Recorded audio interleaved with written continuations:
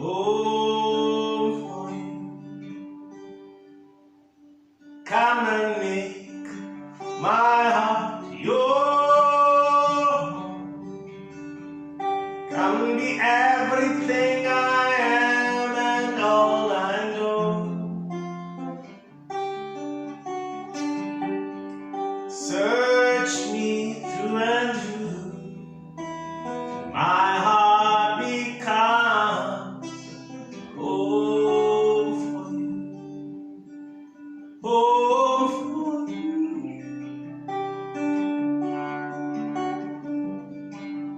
Home for you.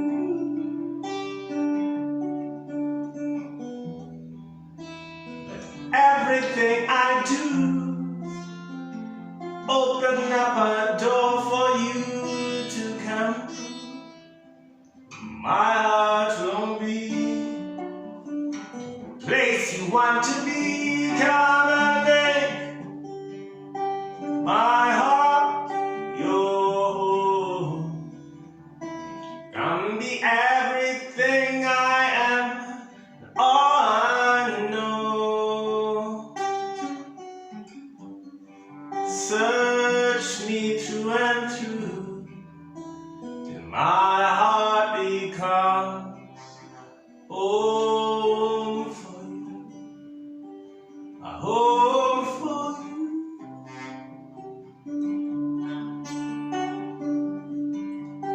a home for you.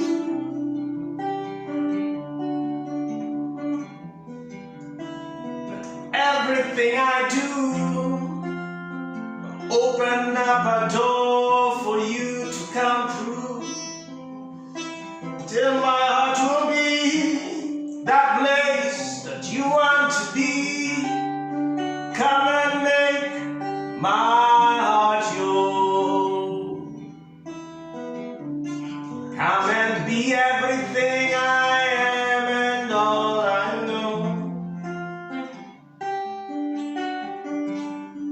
And search me through and through, till my heart becomes a home for you. Till my heart becomes a home for you. Till this heart becomes a home for you.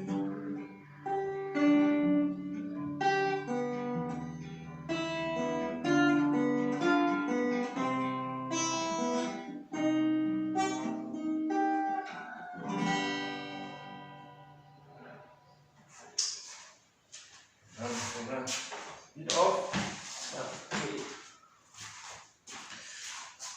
Good morning. It's a Friday morning. This is day 6 of Shoftim.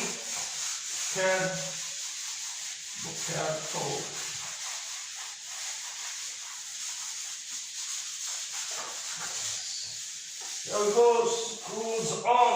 One's getting done and we are moving. Thank the Lord. Thank you, Heavenly Father, for the opportunity to teach and to learn. It goes day 6. We did day 5 yesterday. We do a brief recap. Move on to day number 6. Day number 5 was Deuteronomy chapter 18, verse 14, I believe, to chapter 19, verse 13. Okay. So Yahweh hates spiritists, or he hates his children, hates Israel, the jealous God. Yahweh is jealous. The jealous God is like a husband is a groom. He hates Israel using mediums or other mediums. So he is against the people in that space of false prophecy. Soothsayers, mediums, gurus, and all those other names People who access the spirit realm to other gods. Other gods, other spirits. Okay? Now he hates this guys because he's giving his people access. It's spiritual adultery. He hates this. It's abhorrent. It's an abomination. It's abhorrent. Okay? And alternatively says, he shall raise up a prophet just like, we could say the order of Moses, just like Moses, thy prophet. And the prophets who came were to be like Moses. There was one ultimately, Messiah, like Moses. And this came about, children of Israel, when they begin to understand that there needs to be mediation between Yahweh and his people, the gods and their people. The appreciation of an anointed person to mediate in between, someone who's chosen to mediate in between. So that, they say, the people cried out in the day of the assembly. That could have been what we know as Pentecost. Not hear the voice of my God or see the wondrous fire, lest I die. Okay? It's easy to die in the presence of your God when you're out of order. Okay? Yeah, so that's okay. It says, I'll get a prophet for you. I'll put for you a prophet from amongst your brethren. So, prophecy is God's idea instituted by God. Prophets are instituted by God. They need to be anointed and chosen by God. They are necessary. They are necessary for relationship between God, the gods and their people, God and his people. They are necessary. Okay? Mediation is necessary. Yes? And without it, death easily happen.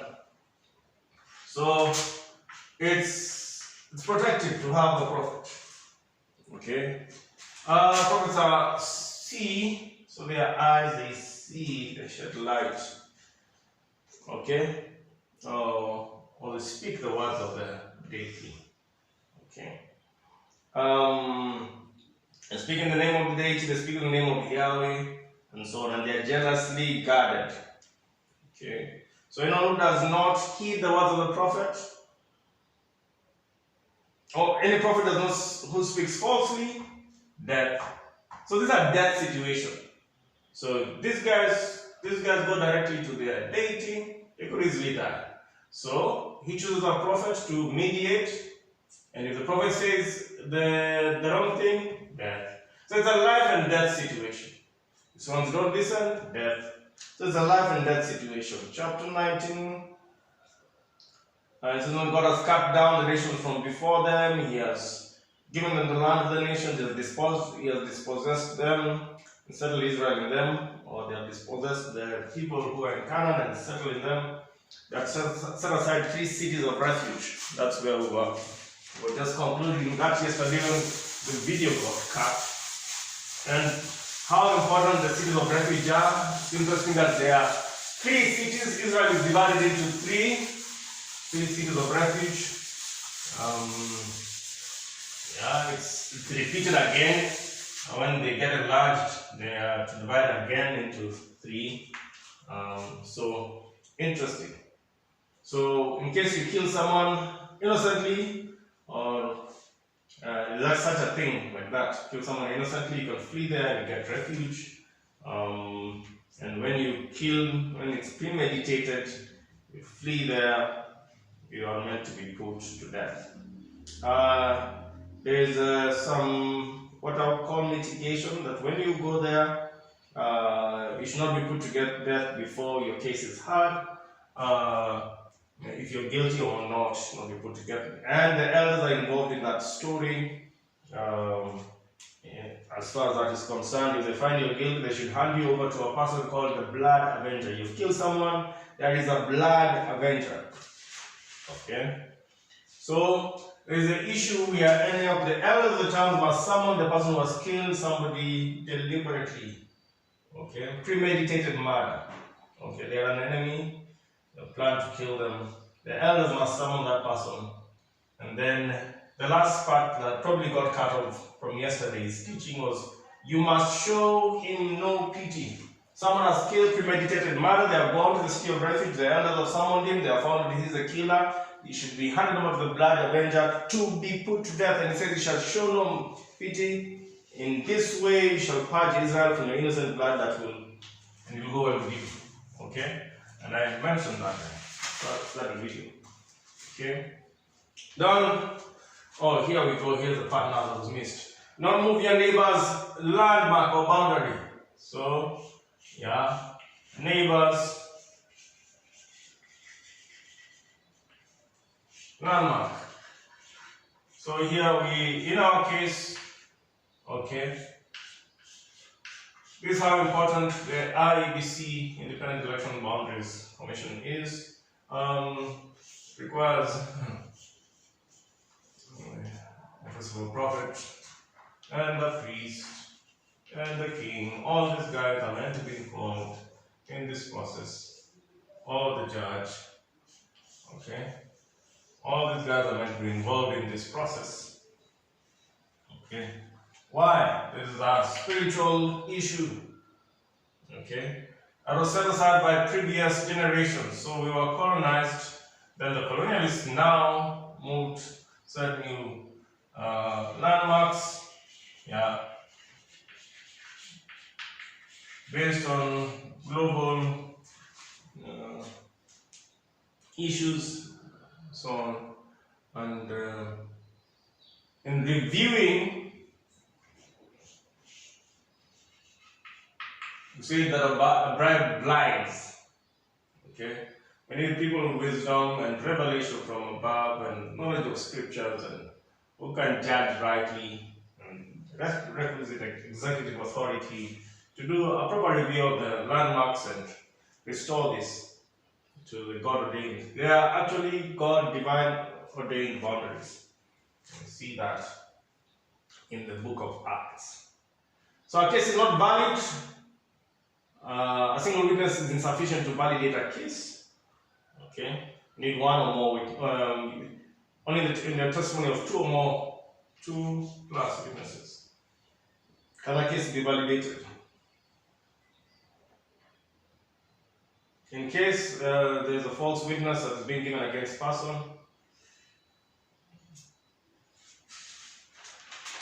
there must be a thorough investigation of the matter.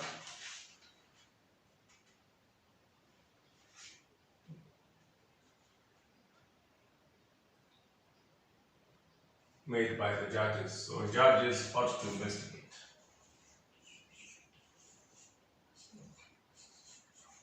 So in the case of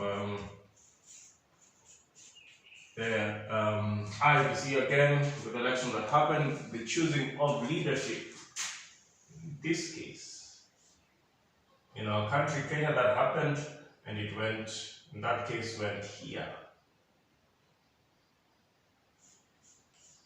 These ones must make a thorough investigation of the matter and determine, in order to determine, okay, must make a thorough investigation in order to determine the truth, fact, yeah.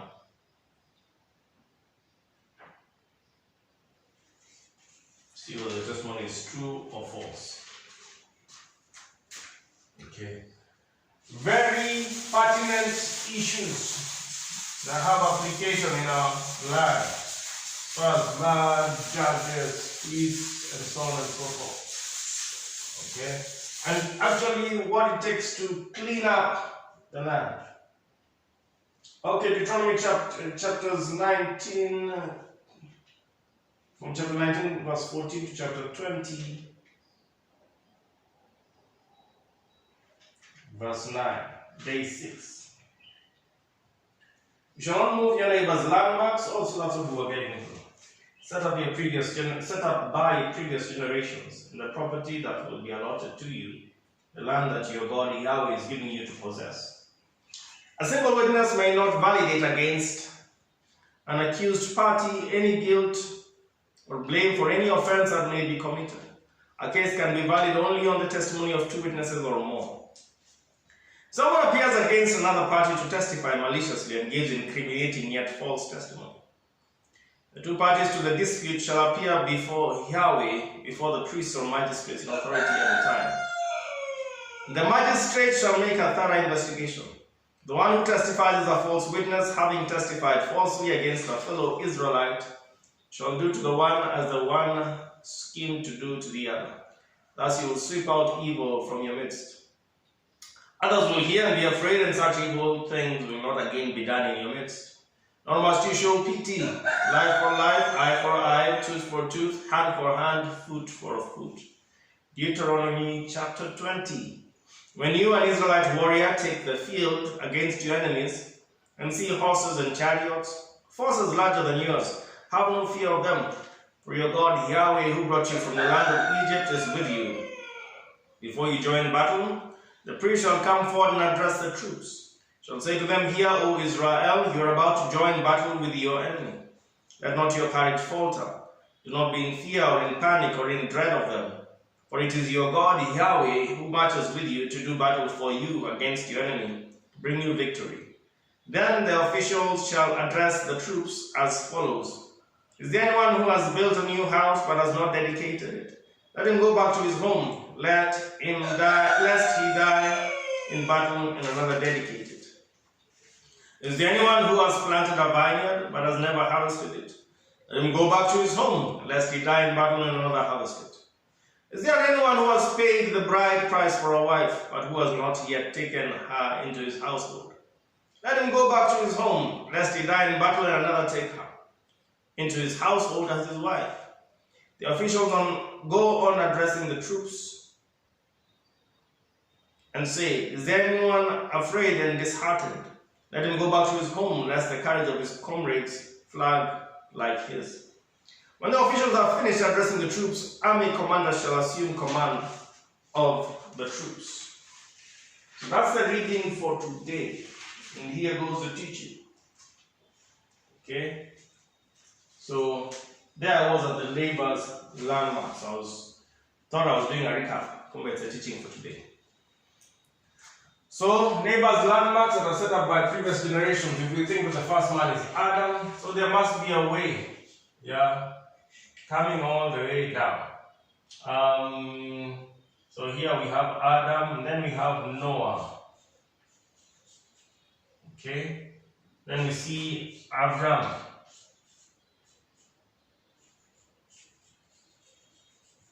Son. Noah, there's Noah here, Abraham is chapter 12. So Genesis 11, there's a table of nations.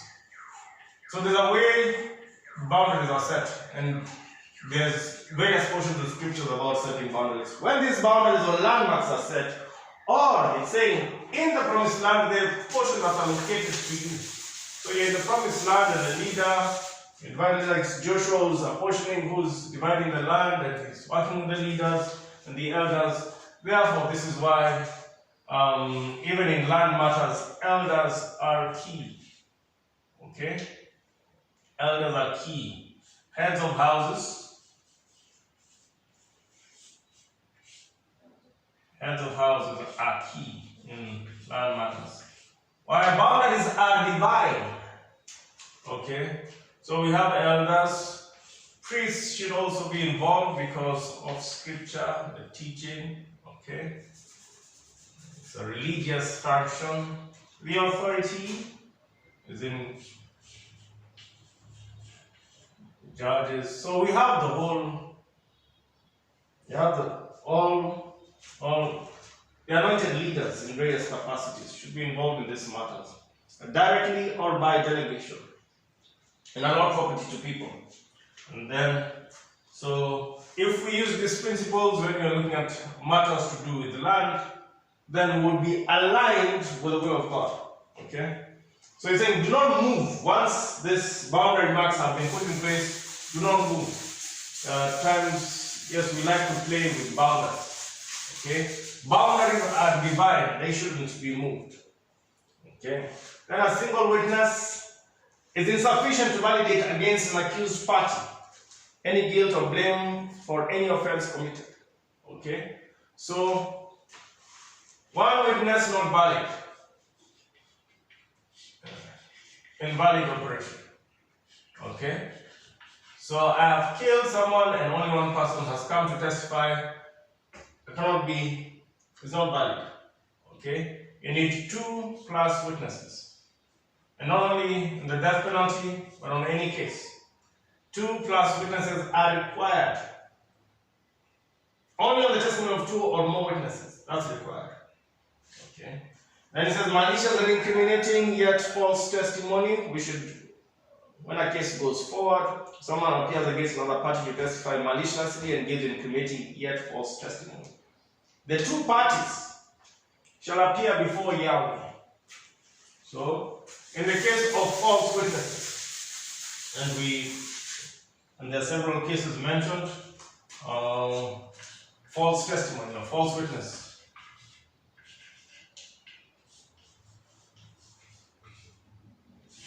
So we have in the book of Esther, story of Haman against Mordecai.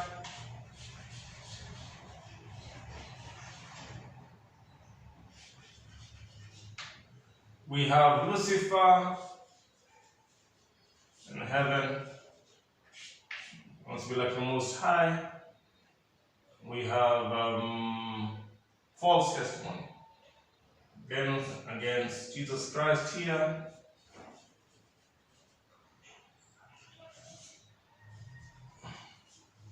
We actually have the elders of Israel.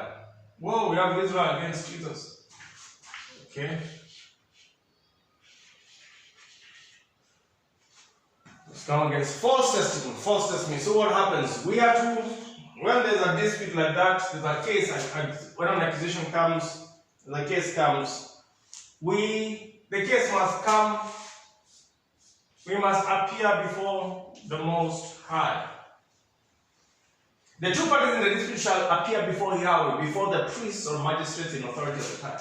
So we go before the Most High, and he is represented by his anointed priests and magistrates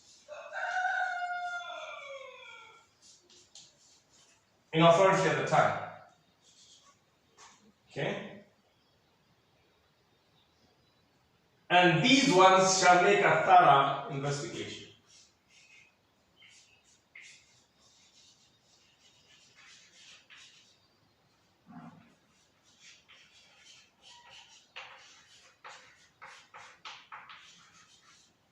Okay.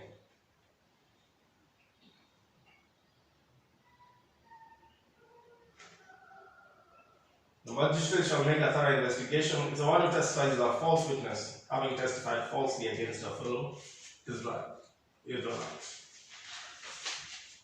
Okay? Must make a thorough investigation.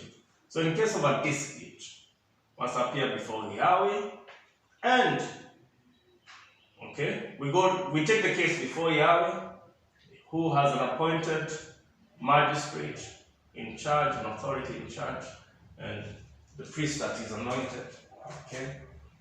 You shall do the false witness. You shall do to the false witness, whoever that false witness is, shall do to him. Okay. As the scheme was intended for the innocent. So it must be done to Lucifer what he had intended. Okay? So he had intended, if I follow the story about him being cast down, he had intended for Jesus to be cast down, then he should be cast down. Okay? Scripturally, who is here? Who is Lucifer coming up against? Okay? Yes. What the Sanhedrin wanted for Jesus was his crucifixion. Okay? And by extension, we see this happening to Judas, symbolically. Judas, and for Israel, the temple is burnt down, and there's a dispersion. these things continue to happen. So what? For death by hanging, that happens to Judas. For the temple is destroyed and rebuilt in 3 days. Temple is, I think they say 44 AD was finally destroyed. And then the people of Israel as a nation finally are sent into captivity. For Haman, he set up a gallows again. To hang Mordecai, he was hung, him and his people. So he must do to the schema what he had schemed to do to the innocent person. Then, when that is done, okay, when these people exact that, okay, that's justice. What happens? Corruption is swept out from Israel. Okay, you shall sweep out evil from your midst. Evil comes out from, so justice, what justice does, it sweeps out evil from your midst. Others will hear and be afraid, and such things would not be repeated. Ili iwe funzo. So, when justice is done in a place, others hear, and it's heard of, they become afraid, and such things are not repeated. To remove this from the land, we hear of nations where certain things don't happen. When justice is meted out correctly, those things stop happening. It is possible to sweep out such things from a person, a family, a home, a nation. It's possible. And what are the priests, what is the magistrate being shown, what are the people, what are we being told, what is Israel being told? Nor must you show any pity. Life for life, eye for eye, tooth for tooth, hand for hand, foot for foot. Okay? Now I think through the years, this priest, the Sanhedrin, were now misinterpreting the spirit of what this meant, and the end result was not justice, but they were now taking advantage, sort of sweeping out evil from the midst of Israel. The way they were applying this law was entrenching evil in Israel, and I believe Jesus came to address and correct such things as that. Now, on the issue of war, when the Israel warrior is in the enemy battlefield, we are going to battle. We're just about to go to battle. Here we are, Kenya, Somalia, Ukraine, Russia. We're just about to go to battle. We haven't gone yet. Going to battle, we are preparing to go to battle. Yeah? And we have weighed the enemy and see his horses and chariots, his weapons are more sophisticated. His forces are larger than ours. Okay? Have no fear of them. So irrespective of the enemy that comes against us and the weapons that are there, okay, the people of Yahweh are saying, have no fear. And he does not saying, have no fear without reason. He gives a reason. Yeah? Because Yahweh, who is your God, he gives himself as a reason, brought you out of Egypt. He won your very first battle that gave you identity. And now is with you. By virtue of the fact that he brought Israel out of Egypt. Okay, he now owns Israel. He is now with them. He's brought them out of Egypt, he now possesses them. Okay? With you, he's saying it's my responsibility. Once I took you out of Egypt, I own you. Yeah? I go before you in battle. You are my problem. Okay? But here's the nation. The priest must come forward. Before you join the battle, the priest must come forward and address the troops.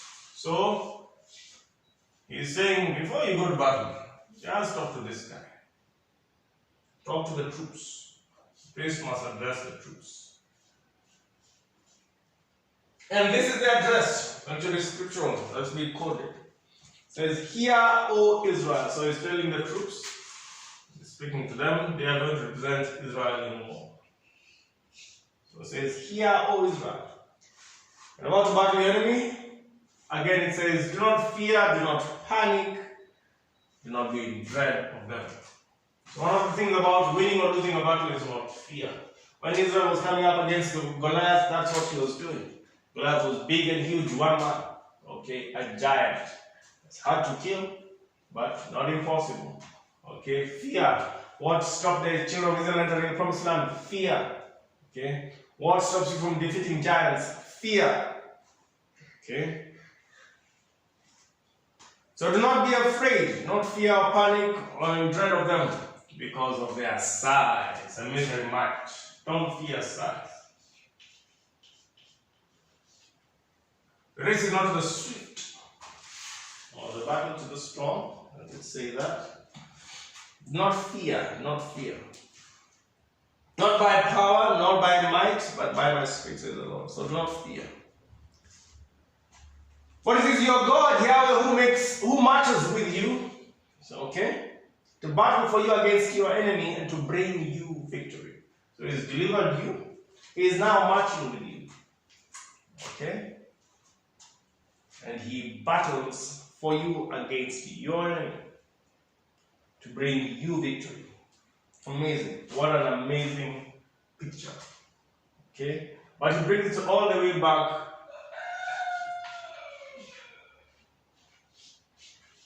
The priest must preach the gospel to the people. The good news to the people. They need to hear the good news before they go to war. That is Yahweh who delivered them from Egypt. He goes before you. He is with you to battle against your enemy and give you victory. Then, after the priest is done, the next person in line is the officials. Now, we need to determine who these are. Maybe the magistrates or government. Is anybody who, and this is what now he wants to address, go further with this matter. Okay, and it begins. Anyone who has a house that they haven't dedicated, go back and dedicate the house. Anyone who has a vineyard, you have not tasted of the harvest, go back and enjoy the harvest. And the durations are like, we give you a whole year off. Okay? A whole harvest cycle. The time you plant, reap, what, go enjoy it. So check out now, number 3, anyone who has paid bride price. You have a bride, you have not taken to your house, you have not slept with, you have not enjoyed. No, you are given a year here.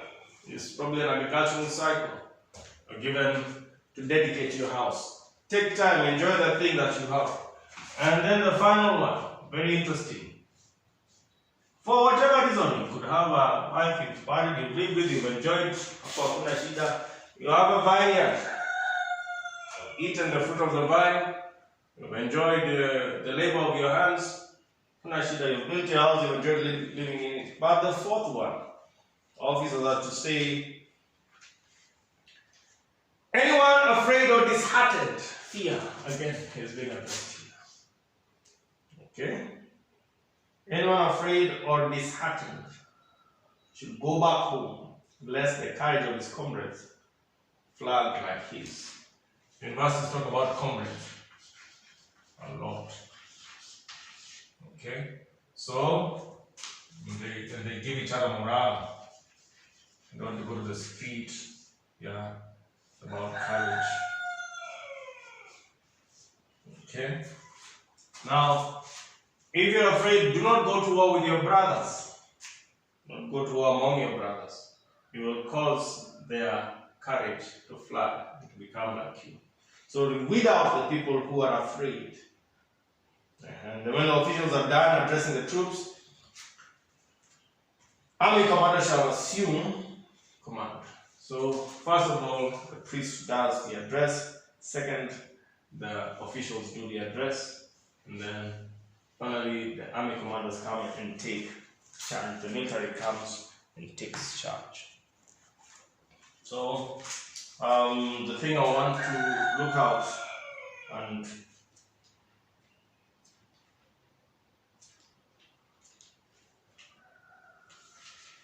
so what have we looked at?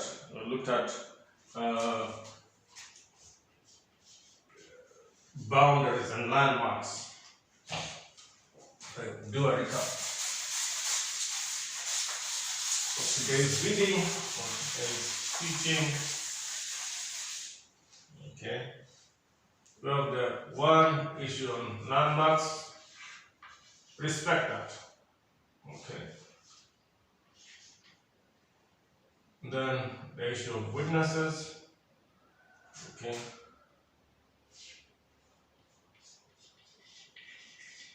One is not sufficient. You need 2 or 3.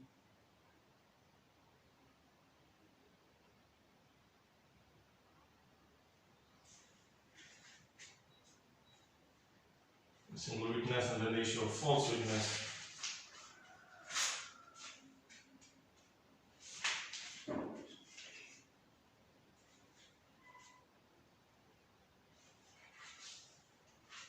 There's two aspects here. There's 2 or 3, and here true or false.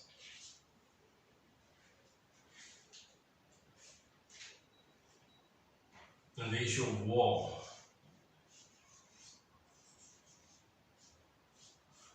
Pertains to houses, farms that say that, wives, fear.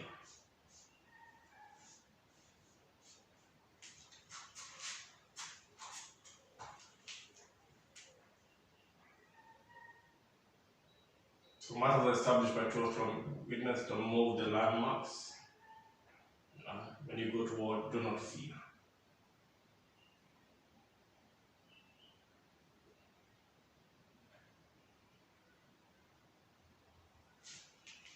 Thank you very much. May the Lord richly bless you.